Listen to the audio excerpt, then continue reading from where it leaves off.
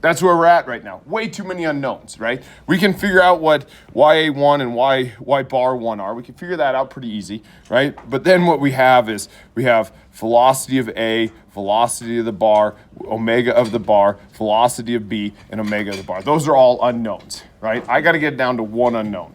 Or another way to look at it is I got to add more equations to it so that I can make it work. And those equations that we're missing are kinematics. It's super important in this problem.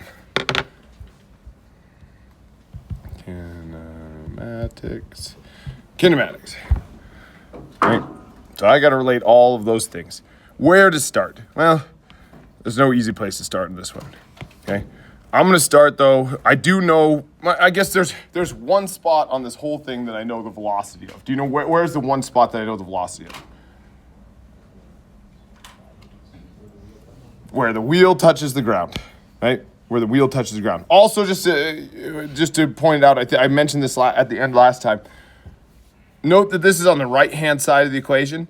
Right? So that's at state 2. So when we're doing our kinematics, we're doing this kinematics at state 2. So it's when it looks like in the blue right here, right? I don't do the kinematics in this shape, right? Because that's state 1. State 2 is down here. So I do my kinematics. So I know the velocity right there, right? The velocity right there is 0, okay? And so what I'm going to do is I'm going to take this, I'm going to take a step up to here, and then I'm going to take a step over to here, and then I will apply a constraint that this can only move in the j direction, just like we did in our kinematics problems. We'll do that same thing here. And when we do that, we'll get a relationship between all of these things, all the velocities and omegas.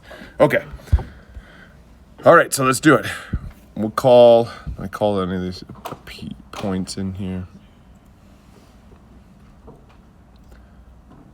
I will call this point D. D right there. So I'm going to go D to B. I say the velocity of B is equal to the velocity of D plus omega of B crossed with R. B is seen from D. Right? And what this looks like, let's plug in our values here. VD is 0. Right? And omega, you just assume it's in the positive K, omega in the K, and I cross it with RB is seen from D, which is 200 or 0.2, because we're going to do in meters here, 0.2. 0.2 in the J direction.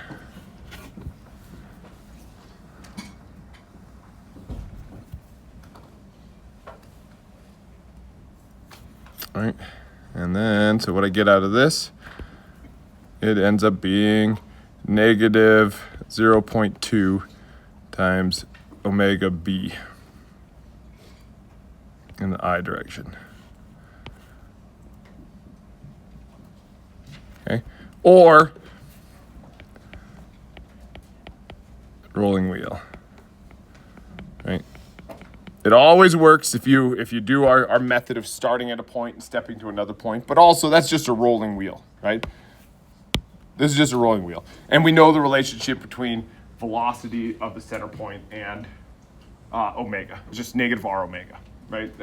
So if you notice that it's just a rolling wheel, then you'd be fine. Or you just do it this way, it always works.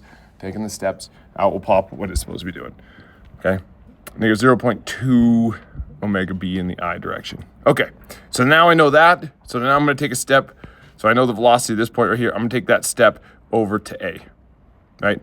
And then add the constraint that it's 0 in the I and only in the J. So we'll do VA.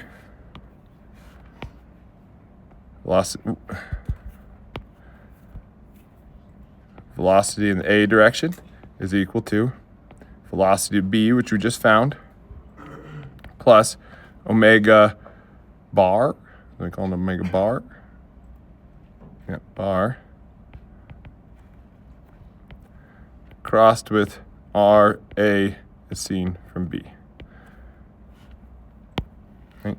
And then on the right-hand side, or left-hand side rather, we're going to add this constraint that's 0 in the I plus VA in the J. Right. Right? That's the constraint saying it can only go up and down. Okay? I'll carry it over here. I guess I'll write that again. 0 in the I plus VA, an unknown VA in the J direction, is equal to VB negative 0.2 omega B in the I direction plus omega bar in the K direction crossed with negative, how long is that bar? Negative 1 in the I direction. That's how long that bar is.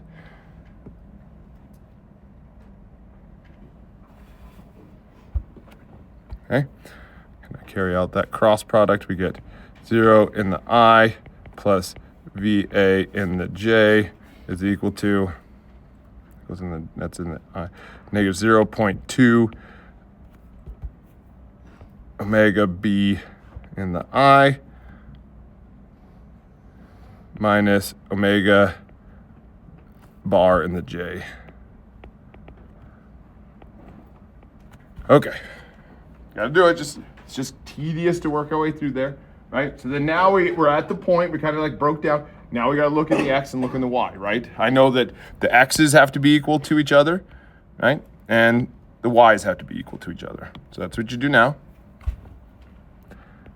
X direction, right? We get 0 is equal to negative 0.2 omega B. And the Y direction, we get negative omega bar is equal to VA. Okay, so what this tells us is that omega B is equal to 0. Right?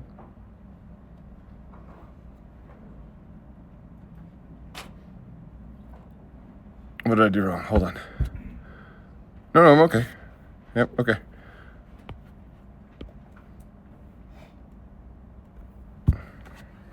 Okay, we got that part. Omega B is equal to 0. Right? And then also, based off of that, we could also say that VB is equal to 0. VB is equal to negative 0.2 times 0 to 0. Like, wait a minute, it's not moving, right? Those two things aren't moving. And then by inspection, let's go back to the Stig test. Does that make sense? Does it make sense that this thing isn't moving? You bet it does, right? This thing's dropping, right? That's dropping. And then that, because it's dropping, this thing's gonna be rolling, right? It's gonna be rolling to the right there. But right at this point, right? The point we have shown right here, right? It's right on the cusp of coming back, right? Pushing it out, rolling, gets to this point right here. And then once it starts dropping further, it's gonna start pulling it back the other direction, right? So right at this point right here, this omega of a B is 0, which means also the velocity of B is 0. And so it's just right at that point where it's kind of coming down, right? Could you have looked at that and by inspection said, oh yeah, I know that it's gonna be pushing it that way, and then it's gonna start coming back, and we're gonna be right on the cusp between the two, and so it's impossible for those to move, right? Also, this bar is inextensible and it's sticking out and it can't get any longer, and so it's not gonna be going any longer in that direction. There's a bunch of different ways to do it, or you just stick to our method, right? And it gets you to the same point, that this thing, this guy right here, the omega of this guy and the velocity of this guy are 0. Right? So then just right off, we've just eliminated a couple things, right? We get to come over here, all this stuff, that's all goes away. Right? There is no kinetic energy of that disk. Right? The other components still have kinetic energy, right? But we still don't have a relationship. We have a relationship between omega bar and VA, right? But I still need one to relate to the velocity of the bar, right? We still need one more relationship. So we need to keep going. Keep going with our kinematics. In particular, I have to figure out what I'm missing, right, is the velocity of the bar. Right? I have nowhere in here where I say how the velocity of the bar is working. And so how would I get that one? Well, I know the velocity point A, right? I just figured that what that is, so I need to take a step back to the velocity of the center of mass of that bar, right? So that's all we do. So we come back, one last one to go. We say V bar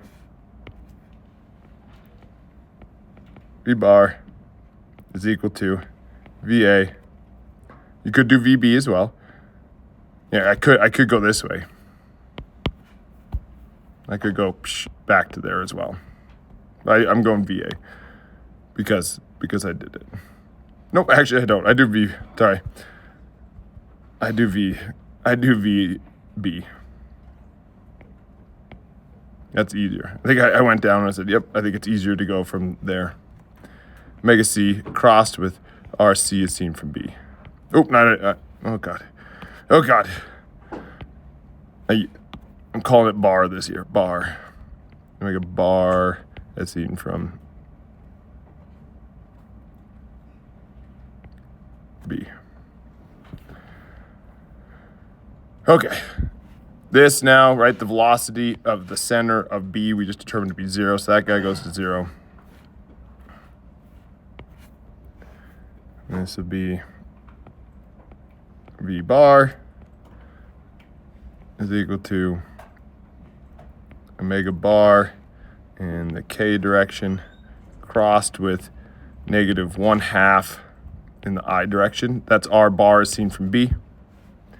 And so I get V bar is equal to -1/2 omega bar in the J direction.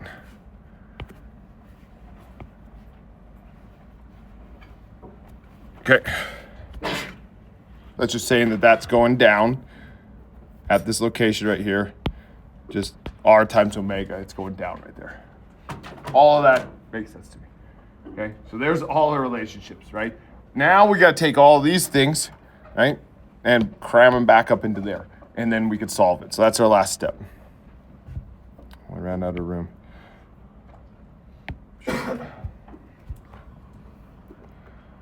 Well, I'm going to copy this down.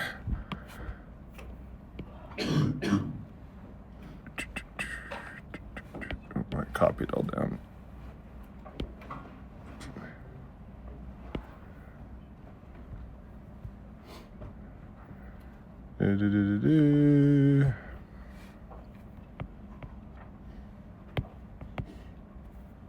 Solve.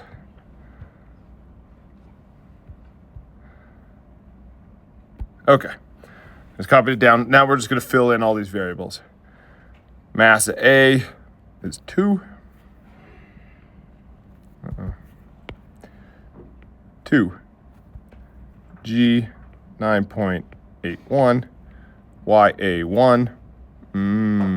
We never did solve for the YAs. You gotta look at this triangle. This is the hardest to get. Right? That triangle right there. That's 1 meter. They give us this angle here of 60 degrees. This ends up being 0.866. Right? Is that overall height right there? And then the bar height would be half of that.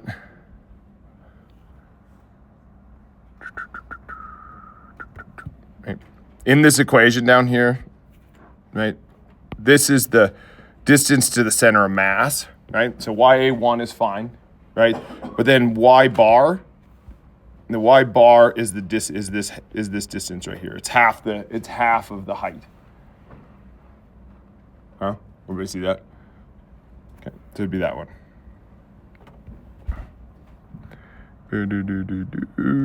Back down to here.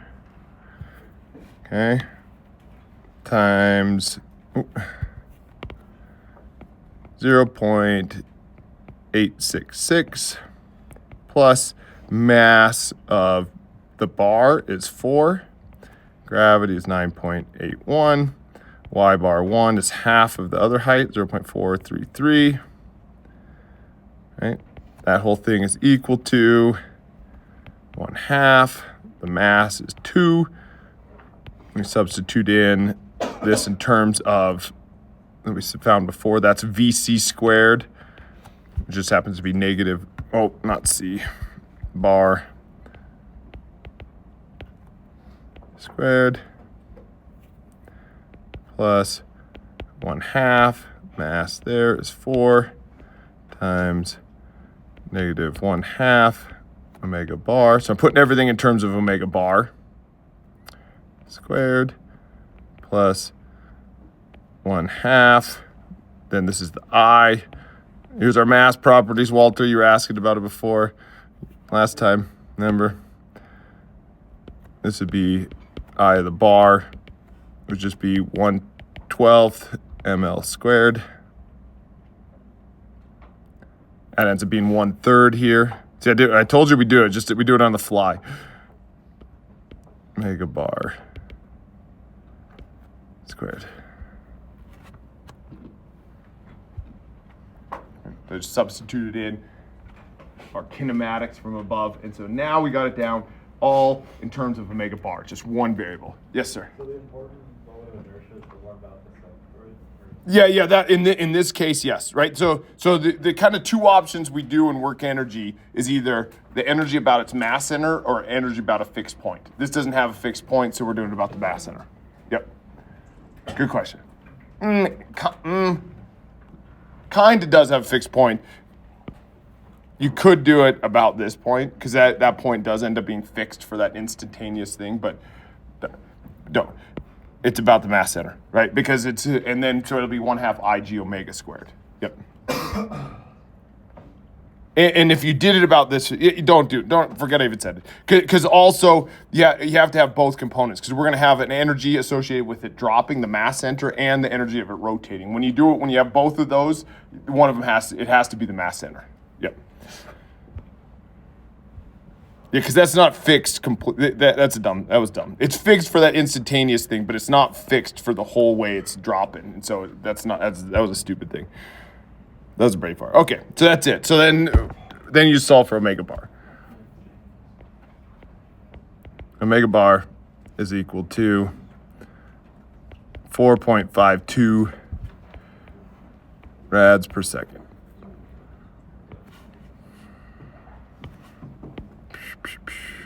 There's our answer.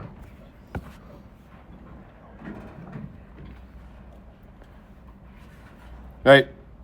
Again, that one is the most complicated one we do, right? Because that one has multiple objects and it has complex kinematics, right? That we have to do it. But you just to show you that all of those kinematics are related to each other. And so you set out your free body diagram, you look for stuff, you do your energy equation, you expand it, it blew up on us, right? You do your kinematics, just don't panic, find a point that you know something about and start working your way around. And at some point you'll get a relationship between all of the different components, and then you come back to this and you substitute in all of your kinematics, get it down to one unknown, and solve for the one unknown.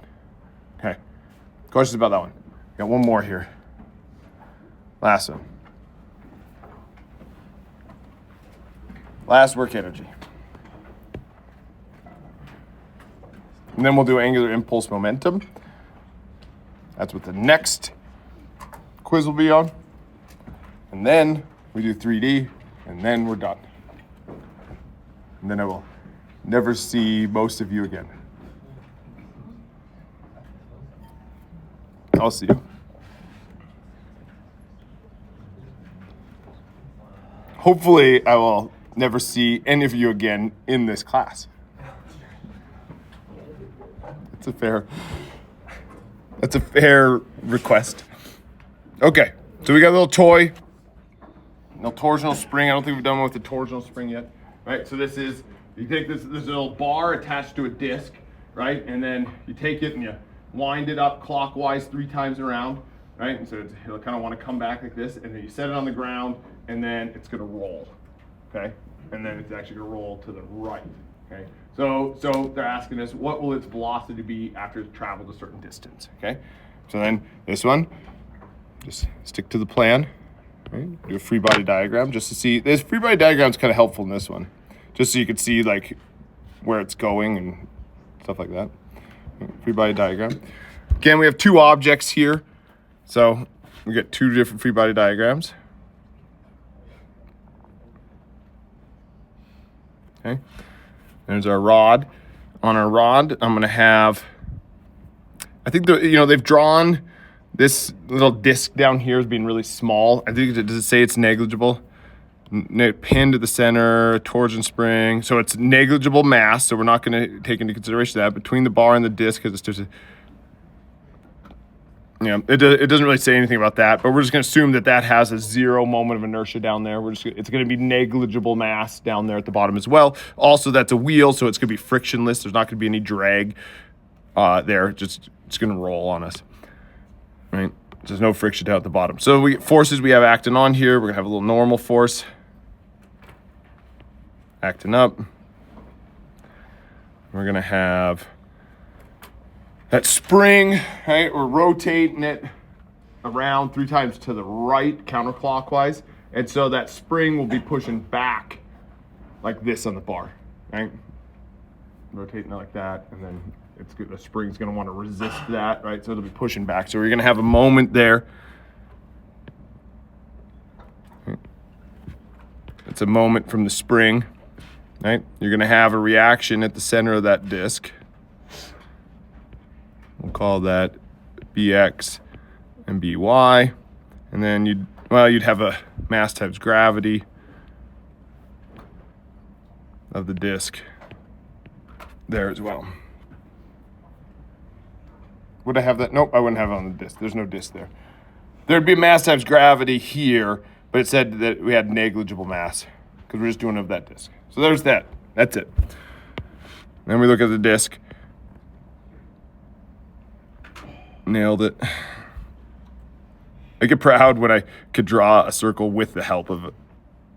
Sometimes I can't. Okay, so then you'll have equal and opposite reactions here. This one you will have mass times gravity because it's of this object.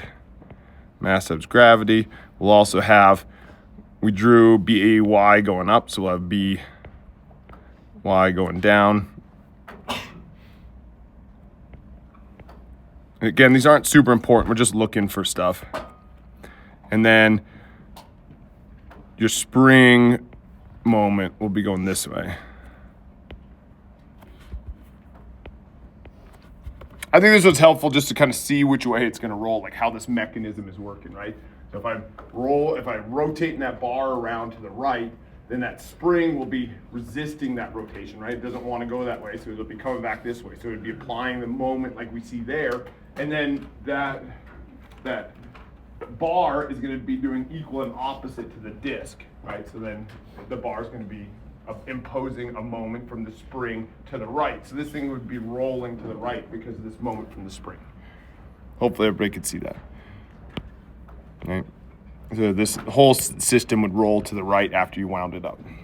Okay, I mean, that's it.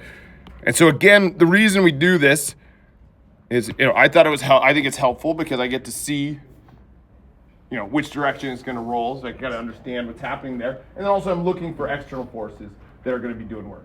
Normal force never does work. Bx and By going to do work on each individual object, but as a system, they cancel each other out because they're acting in opposite directions, right? Mass times gravity would do work, but there is no change in height, right? We could add a change in height to this sucker, and then there would be an mg, there'd be a potential energy term there, and that mass times gravity would do work, but we're not having that here. And so then there's also a spring. That spring does do work, but we're not counting it in terms of work. We're going to count that in terms of potential energy, right? So that's it. So there's no work.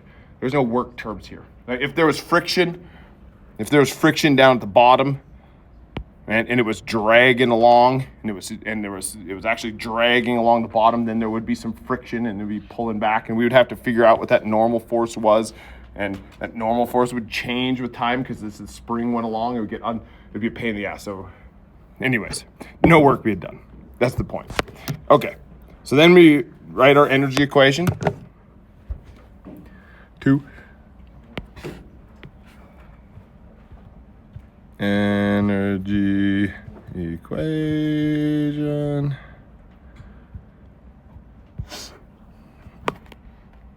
Right? Let me just write it all down every time. T1 plus V1 plus work done 1 to 2 is equal to T2 plus V2. Okay? This thing starting out at rest, no kinetic energy at the beginning. Has potential energy at the beginning? Absolutely. That's what's going to cause this thing to move. That's the spring being twisted, right? Work being done from 1 to 2, we just talked about that. There's no external forces doing work. Kinetic energy is what we're after, and the torch is connected between the bar and the disc. The spring is preloaded by three times. The system is then placed. Determine the maximum speed reached. So then that maximum speed is going to happen when that spring is completely unstretched. Right? All the energy from the spring being twisted goes into kinetic energy. Right? After it hits this point, right after it was completely unstretched, what would happen is the spring would start twisting up the other direction, and then it would be pulling energy back out of the system. And so if it was the way our system would work, is that this thing would go on forever, right? It would twist it up, and then it would go along, and then it would hit the end of the spring. Then this thing would flip over to the other side.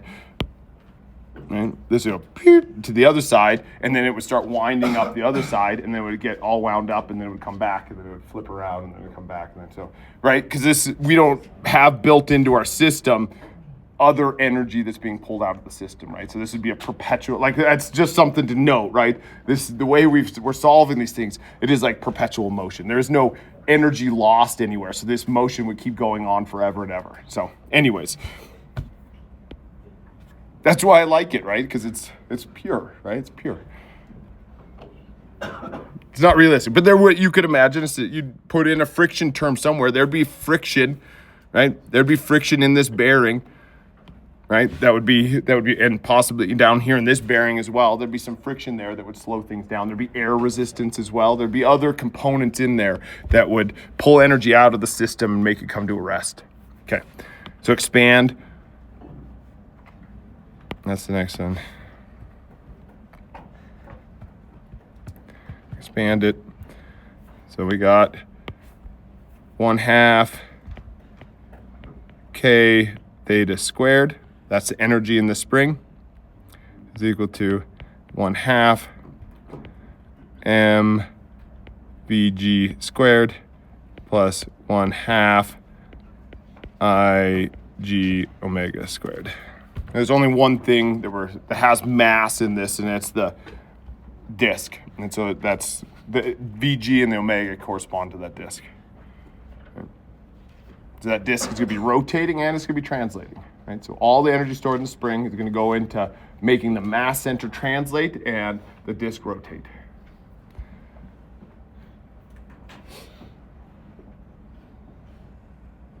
Oh, I was going to say something. I was like, oh, I should make sure I tell him that. And then it's gone. You guys missed out. It was good. It was good. I was actually pretty excited about it for a second. Oh, that's what it was. It's not important at all, actually. It turns out it's not important. I watched a little clip of my, every once in a while I watch a clip of my videos, my recorded videos. Man, I don't catch half the shit that I say that's wrong, right? I'll say something completely wrong. Like I'm sure you guys have witnessed this, right? And then I just keep going, and then like I'll call a variable something else. Like in my mind, I thought I said it right, but in reality, when I watch the videos, like, oh, I actually said the other thing. Like the other day, I was talking about torsional springs, and I kept calling torsional springs linear springs, and then it'd be confusing hell if I were you guys. I apologize. I apologize if that was happening. Yeah, like I said, wasn't important at all. But I just wanted to know. I notice. Right, last step. Right, okay. Again, back to this. You got to get it down to one unknown. Right, we have theta, we have Vg, and we have omega, and so we have to get it down to one unknown, and that's where kinematics comes in. Kinematics. One thing I need to know is what theta is. That one's easy because they tell us. Right. theta is equal to 3 rotations, right? 3 rotations, and you need it in terms of radians. And so 1 full rotation is 2 pi, so 3 times 2 pi would give us the theta. So that would be 6 pi. Did that in my head. Okay? And then this is just a rolling wheel, right? So getting the relationship between them is super easy. So Vg is equal to negative R omega. Okay? Just a rolling wheel.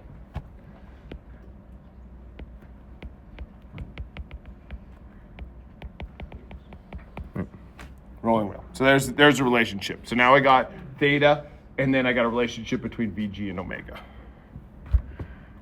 Right? So now last step is solving. Solve. And so we get 1/2 K, they gave us K. K is 10 to the negative 6 pound-feet per radian.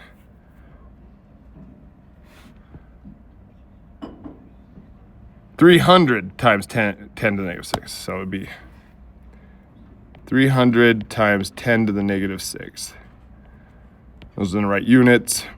6 pi is how many times we've rotated it, right? Squared. 1/2 K theta squared is what that is. 1/2.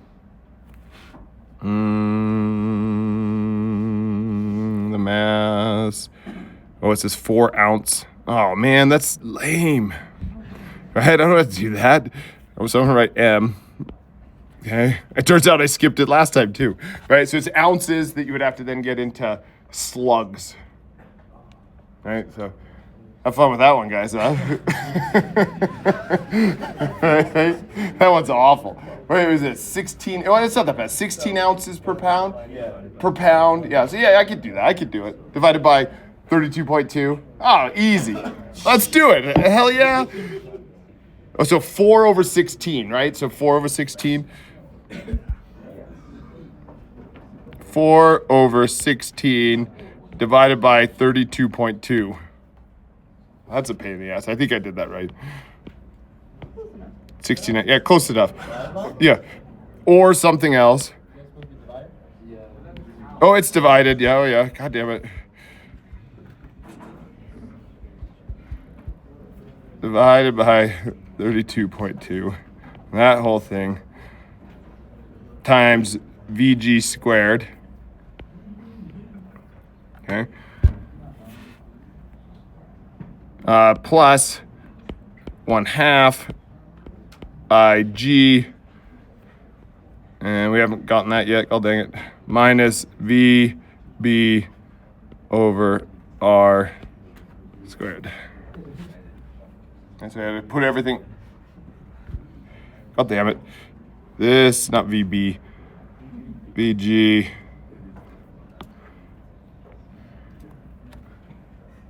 Okay. And the Ig, ooh, it's just 1/2 mR squared. On the fly, you'd have to figure out what that I is as we're going. If you didn't do it first, which I didn't do it first. And in the end, Vg ends up being equal to 3.06 feet per second.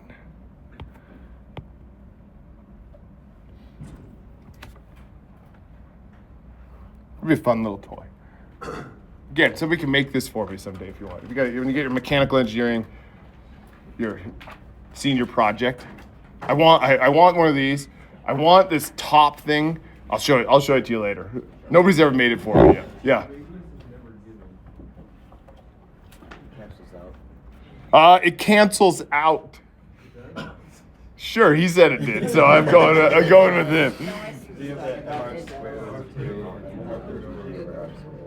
Oh yeah, VG over R and the MR. Oh, MR, yeah, it cancels out. Thank God, right? Yeah. Why don't you have to change the K into slugs? Like, that's if I'm saying in pounds. Yeah, that one's okay, because it has to be in units of moment. In moment, it'll be foot-pounds. Yeah. I told you, I'm really loose with units. But you don't do it. Don't do what I do. Don't do what I do. Because part of it is if I was dealing with units, it takes time to be really careful with units. And if I was doing that while I was up here, like I use the right units most of the time, but putting them into the equation. Some people do that and it works really well. Every time you just put your units in the equation and track them through because they always work. If they don't work, then you've done something wrong. Okay. Next is angular impulse momentum. This is the last subject, and this is basically impacts when you have rigid bodies, and then conservation of angular momentum. So there's some really cool examples associated with it, and we'll do a couple of examples starting next week. Right? Things striking things and objects striking other objects, and then how they get to rotate and stuff like that. So cool beats. So exam on Friday, 1 2D rigid body kinematics and 1 kinetics, 2D F equals MA. Okay, I think that's again the process is super straightforward on both of these things. So do those little practice problems if you find time today. Otherwise, we'll do them tonight at the costume party. First costume party I've ever had.